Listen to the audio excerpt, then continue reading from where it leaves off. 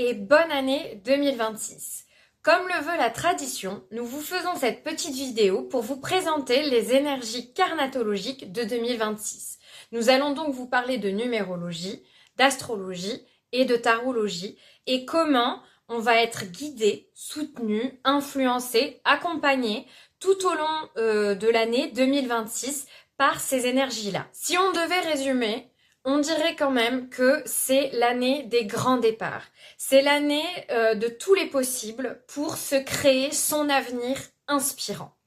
Parce que toutes les énergies convergent pour nous dire qu'il y a un commencement, un recommencement, que ce soit en numérologie avec l'année universelle 1 ou en astrologie avec des mouvements planétaires qui s'installent définitivement dans de nouveaux signes et dont pour certains sont marqués par l'idée du début puisqu'ils viennent s'installer en bélier.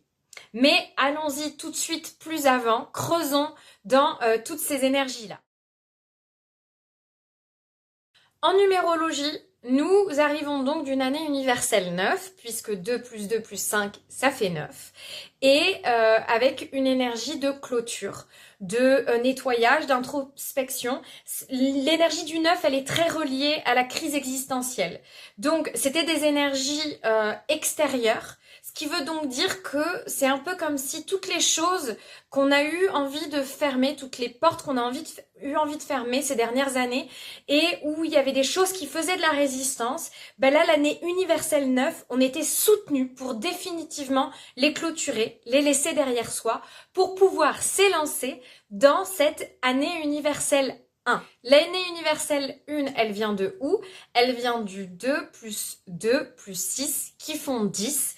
Et le 10, 1 plus 0, ça fait 1. Cette énergie du 10, elle est quand même présente parce qu'elle nous indique que en fait, tout début est plein de ce qu'il y a avant, est plein du chaos, entre guillemets, du néant, du zéro, qui permet de faire un peu de table rase, mais sans oublier d'où on vient. C'est-à-dire que là, on est invité avec l'énergie du 1 à s'incarner depuis son individualité, à partir de soi, pour relancer des nouveaux projets, pour relancer un nouveau cycle, pour se projeter sur les 9 années à venir, puisqu'en numérologie, comme vous le savez, on compte de 1 jusqu'à 9 et ça forme des cycles comme ça de 9 ans tout au long de la vie. Donc là, collectivement, on est soutenu par cette énergie de nouveau départ qui nous invite à être audacieux, qui nous invite à être indépendants, à moins se poser de questions. Là, il faut être dynamique, il faut repartir, il faut se ouvrir le champ des possibles pour élargir son espace, pour élargir ses possibles, pour élargir ses pensées, pour vraiment se réinventer. En fait, il y a l'idée de se réinventer, de recommencer, de repartir. Voilà, cette idée du elle est importante parce que, encore une fois, on arrive du 10. Donc ce 10, il est important pour nous signifier qu'il y a toujours cette bascule entre on finit un cycle et on en commence un. Et ce cycle qu'on commence, il est toujours plein du cycle qu'on vient de finir.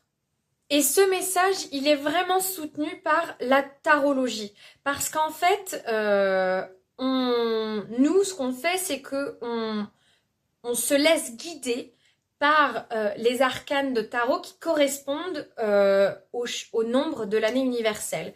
Donc là, cette année, avec le 10 et le 1, on est donc guidé par la roue de fortune et par le battleur. Et dans cette dynamique de la roue de fortune et du battleur, on retrouve évidemment des messages subliminaux du 10 et du 1. La roue de la fortune, elle nous indique que, en fait, on a le choix, on a la possibilité. En fait, la roue de fortune, elle est reliée au destin. Et ce destin, on a deux façons de se positionner face à lui. Soit on est dans une démarche d'accueil, voire de soumission, soit on est dans une démarche active. avec l'énergie du 1 qui est là, on est clairement dans une proposition d'être actif.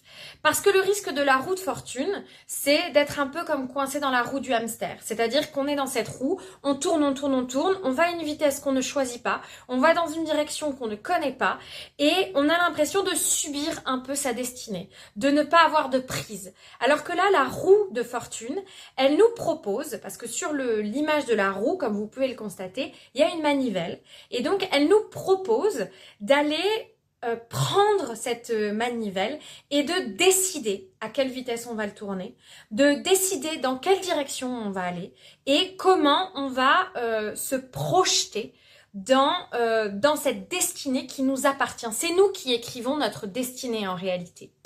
La roue de fortune, elle nous invite aussi à accepter que sur ce cheminement, il y a des hauts et des bas. Parce que bon, quand on est pris dans la roue, des fois on est en haut et des fois on est en bas.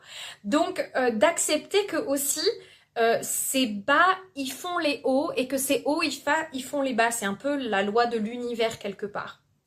Donc, c'est l'idée que, en fait, pour se mettre en mouvement, il faut accepter qu'on ne sait pas exactement qu'est-ce qui va se passer, mais qu'en tout cas, on peut être à l'origine de l'impulsion qui est donnée. Sachant que la roue de fortune étant reliée à Jupiter, on est dans une énergie qui nous porte chance. C'est ça qu'on nous dit, c'est il faut croire, il faut faire confiance à la chance qu'on a, à l'énergie qui nous soutient, au destin qui est en marche. Il faut lui faire confiance tout en s'activant, tout en agissant pour ce destin. Parce que le message porté par le battleur, c'est que nous sommes le ou la magicienne de notre vie. Le battleur, il a tous les outils en main. Il a le bâton, la coupe, l'épée, il y a un petit poignard sur sa table et les dés. Et donc tout ça, ça correspond au denier, les dés. Donc tout ça, ça correspond aux quatre éléments du tarot qui correspondent aux 4 éléments de la vie, à savoir la terre, le feu, l'air et l'eau, qui eux-mêmes sont reliés à des plans de l'être, puisque le feu, il est relié à la création, la terre, elle est reliée à la matière, l'eau, elle est reliée à l'émotion, et l'air est relié à la pensée. Donc, le battleur, ce qu'il nous dit, c'est qu'on a tous ces outils à disposition, qu'on peut les utiliser de la façon que l'on souhaite, qu'on a appris, puisque le battleur, c'est l'apprenti, et qu'on peut expérimenter avec ces outils-là pour s'élancer dans cette nouvelle roue de fortune, dans ce nouveau cycle, en fait qu'on est cet individu qui sait, qui est le dernier pied de la table aussi, qu'on est ancré dans le monde, et que de cet ancrage-là, de cet apprentissage qu'on a fait, on peut s'élancer dans un nouveau cycle, dans une nouvelle possibilité, et qu'on peut devenir le créateur de notre vie, la créatrice de notre vie, qu'on peut construire, bâtir, penser, rêver, aimer, créer, tout ce que l'on désire parce que l'on a tous les outils en main pour le faire. Donc voilà, donc le battleur, il nous soutient pour utiliser au mieux notre magie. De ces énergies numérologiques et tarologiques qui nous invitent à un renouveau, voilà, à recréer quelque chose d'inspirant. Ce qu'on peut dire, c'est que l'astrologie vient soutenir cette influence-là, qu'elle vient nous remuer avec pas mal de transits. Parce qu'il faut savoir qu'il y a trois transits de planètes lourdes qui s'installent. Alors, ces planètes, elles ont commencé à venir un petit peu nous travailler en 2025 puisqu'elles ont fait une première incursion dans leur signe, dans le nouveau signe dont elles vont se parer pendant les prochaines années. Mais il y avait un mouvement un peu désolée pour l'expression, mais du cul entre deux chaises, puisqu'il y avait une impulsion qui était lancée, mais en fait, juste après, il y avait un truc de « Attends, on va revenir en arrière, on va vérifier qu'on a bien lancé la bonne impulsion. » Donc, on peut se poser la question de qu'est-ce qu'on a impulsé au printemps dernier et qui a été ralenti, bloqué, parce qu'on était aussi dans une énergie neuve, parce qu'il y avait peut-être des choses à revoir, pour là, les élancer définitivement en 2026. Donc ça, c'est le conseil global. Parce que voilà, parce qu'il y a cette énergie qui s'élance en 2026 et qui vraiment s'installe pour nous dire, ok, là, on repart sur quelque chose, on part sur une nouvelle énergie, sur une nouvelle construction, sur des nouveaux rêves, et on y va vraiment dans sans se retenir, sans filtre.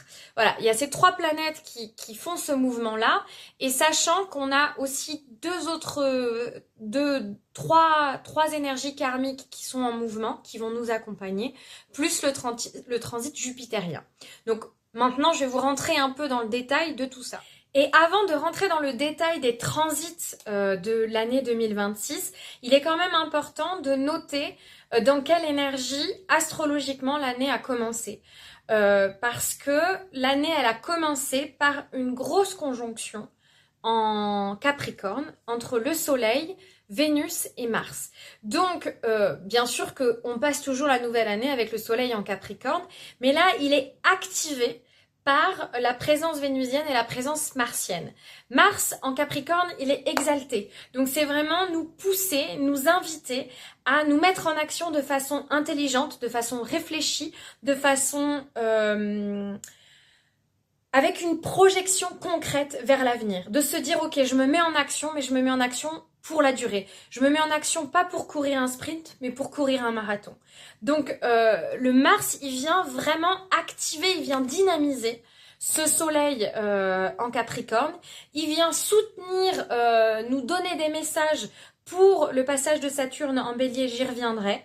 Et surtout, il est en relation avec Vénus. Vénus et Mars, c'est les amants célestes, donc ça nous parle d'une autre alliance, l'alliance entre l'attraction et l'action. C'est-à-dire comment on arrive à mesurer les moments où il faut qu'on se livre à la loi d'attraction et à quel moment il faut qu'on se mette en action volontaire, qu'on fasse fonctionner son intention de façon concrète. Il y a vraiment cette alliance-là du yin et du yang en nous qui nous est impulsée pour l'utiliser encore une fois avec l'énergie sage, autoritaire dans le bon sens du terme, ambitieuse du Capricorne. Voilà. Et du coup, on est aussi impulsé avec les questionnements reliés à la relation et à la relation genrée, homme-femme. Comment cette chose-là, quel est le poids de la tradition dans cette relation-là et comment on essaie de dépasser cette chose-là. Et la dernière chose, c'est l'alliance de Vénus et du Soleil, parce que ce qu'il faut savoir, c'est que mythologiquement, Vénus, c'est la planète Vénus, elle est reliée, à Saturne. Saturne qui est la planète du Capricorne, qui est l'influent du Capricorne. Et en fait, Saturne, il est amoureux de Vénus et donc il répond à tous ses désirs. Donc là, avec l'alliance de Vénus et du Soleil, le Soleil représente aussi nos désirs, il y a vraiment la possibilité de concrétiser, de matérialiser dans la durée, dans l'engagement, tous nos désirs, relationnels ou non, tout ce que l'on a envie d'attirer à soi, c'est soutenu pour que justement on l'attire à nous parce que on réfléchit à la direction qu'on veut prendre. Donc le premier transit, c'est Neptune qui rentre définitivement en Bélier fin janvier. Il a fait une première incursion en mars et là, ça y est, on finit un cycle qui a commencé il y a 160 ans et là, on y va. Là, il n'y a plus de questions à se poser.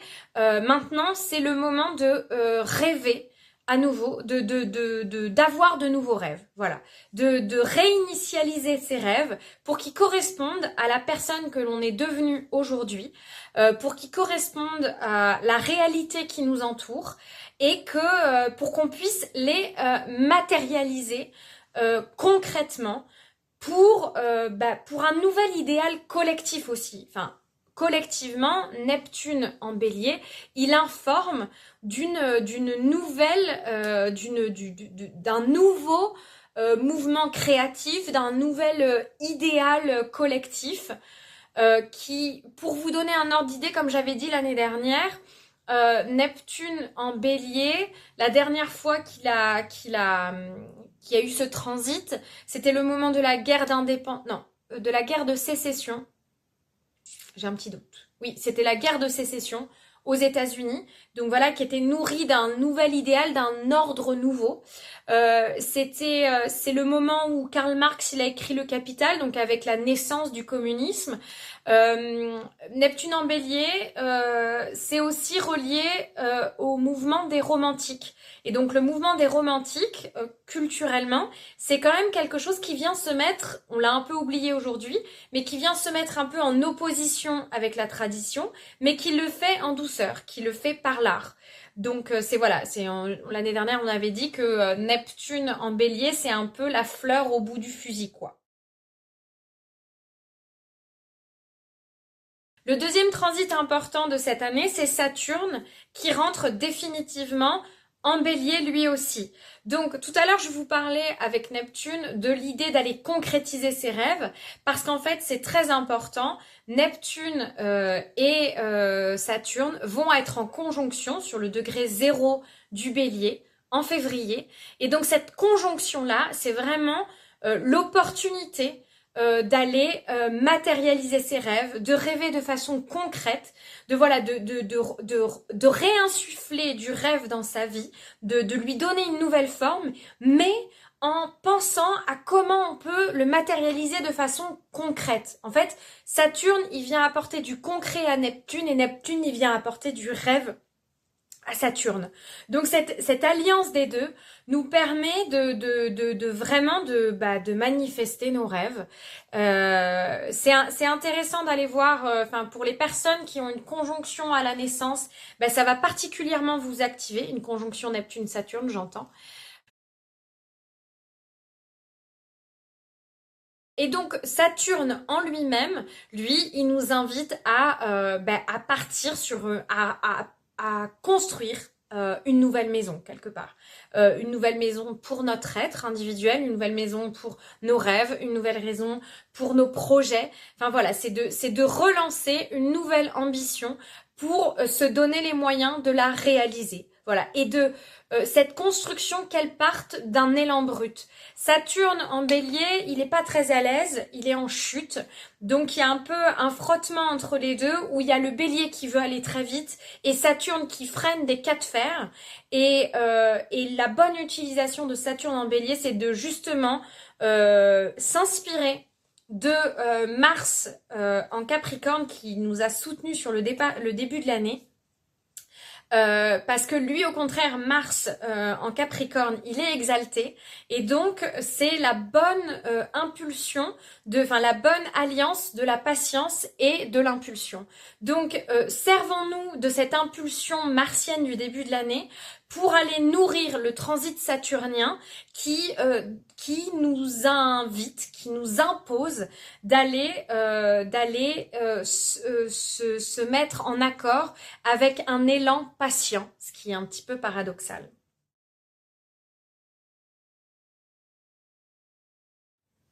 Après ces deux entrées en Bélier qui sont vraiment directement reliées à l'énergie du 1, on a Uranus qui va lui aussi définitivement rentrer en Gémeaux. Il a fait une première incursion l'année dernière et là, ça y est, il quitte vraiment le champ du Taureau et donc ça va secouer en termes de communication et en termes de pensée. Parce que avec les Gémeaux, on est dans une énergie de la pensée du quotidien.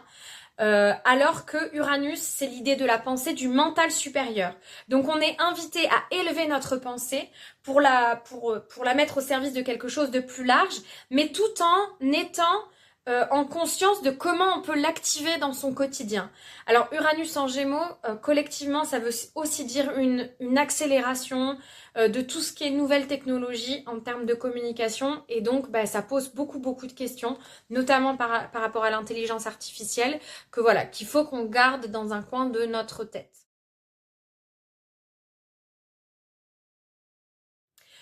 Au niveau karmique, donc ce qui se joue dans l'inconscient, on a commencé l'année avec la lune noire qui venait juste d'entrer en Sagittaire, qui vient questionner notre vérité, notre spiritualité, notre joie, notre chance. Est-ce qu'on fait un bon usage? Ça se reconnecte à l'idée de la roue de fortune, puisque la roue de fortune et Jupiter sont des équivalences carnatologiques. Donc ça vient nous repositionner sur est-ce que cette chose-là, on l'utilise à bon escient? Est-ce qu'on en a peur ou pas? Ça vient aussi nous aider à aller traiter les peurs dans la joie. On sort de l'énergie du Scorpion qui allait traiter la peur en la prenant à bras le corps. Et là, il y a le Sagittaire qui vient un petit peu amener de la joie et de la légèreté. C'est pas de la douceur, mais de la légèreté dans tout ça pour que voilà, là on est allé combattre nos peurs et maintenant on va essayer d'accepter qu'elles soient là dans la joie et de les mettre à notre service pour se reconnecter à notre chance. Et la dernière chose à savoir, c'est que la fin de l'année, on va la finir avec la lune noire qui sera passée en Capricorne et qui va là aller nous bousculer un petit peu plus sur la réalisation de nos ambitions et sur notre part autoritaire, voire autoritariste. Mais on y reviendra plus en détail au moment du passage en Capricorne, donc sur le dernier trimestre 2026. Dans un deuxième temps, il y a aussi en milieu d'année l'axe des nœuds lunaires qui va basculer de l'énergie poisson vierge vers l'énergie lion verseau. Donc on va aller se connecter à son énergie de création, à son énergie d'amour. On est invité à aller vers le verseau. On y reviendra de façon plus poussée dans une vidéo au fur et à mesure, au fil de l'année. Mais en tout cas, voilà, c'est comment on met son amour vraiment essentiel, sa brillance personnelle au service du collectif pour quelque chose de plus grand, pour un amour plus altruiste, plus innovant aussi quelque part, et comment cet amour devient créateur d'un monde meilleur quelque part. C'est vraiment on se connecte à un idéal qui part de l'humain, qui part du cœur, qui part de notre humanité à tous en fait. Voilà, il y a cette invitation là d'aller se reconnecter juste à l'énergie d'amour et je pense qu'on en a bien besoin. Sachant que ce dernier transit, il est aussi soutenu par le transit annuel jupitérien. Donc on va avoir l'année qui va être partagée en deux, puisqu'on commence l'année avec Jupiter en Cancer, donc on continue ce travail émotionnel, d'aller se connecter vraiment à la puissance de développement que nous offre notre monde émotionnel, comment d'aller se connecter à nos besoins, c'est essentiel pour pouvoir réaliser nos désirs. On est aussi invité à développer un autre champ de conscience en fait, d'aller dans l'univers à que c'est accepter qu'il y a des choses qui dépassent notre entendement, qu'on le veuille ou non, qu'il y a des choses qui nous impriment, qui nous impactent depuis nos cellules, depuis les courants un peu de l'univers, mais que le Cancer, sa grande qualité, c'est qu'il est sa propre forteresse et que en fait, on a la capacité de construire notre socle émotionnel pour qu'il nous porte et en ayant conscience que ce socle émotionnel, il est rempli de notre histoire personnelle, humaine et familiale. Et à la moitié de l'année, on va basculer sur l'énergie du lion, donc ça va venir soutenir le mouvement des axes lunaires. Et là, de cette compréhension intime du Cancer, on va pouvoir aller se connecter à notre cœur pour vraiment devenir créateur, créatrice de notre vie, pour accepter le champ créateur comme axe de développement, que en fait, à partir du moment où on part de notre authenticité, rien n'est faux. En fait, c'est ça l'énergie du lion, c'est que rien n'ira mal à partir du moment où on est connecté à son cœur. Tout est juste, tout mérite d'être là parce que c'est créé depuis un sentiment pur et depuis une énergie essentielle en fait. En attendant, on vous souhaite encore une très très belle année 2026, qu'elle vous apporte toute l'audace des nouveaux débuts d'une année universelle 1, qu'elle vous permette de matérialiser vos rêves grâce à l'alliance de Neptune et de Saturne, et qu'elle vous accompagne dans votre mouvement de reprise en main de votre destin grâce à la roue de la fortune et à la magie du battleur. Si vous souhaitez en savoir plus, n'hésitez pas à vous rendre sur notre blog, dont l'adresse s'affiche là ou que vous trouverez en commentaire. Et surtout, comme pour tout début d'année, n'hésitez pas à nous contacter pour peut-être faire une lecture flash pour savoir quels sont vous les transits qui vont le plus vous impacter cette année en fonction de votre thème de naissance. À très vite et merci pour votre écoute.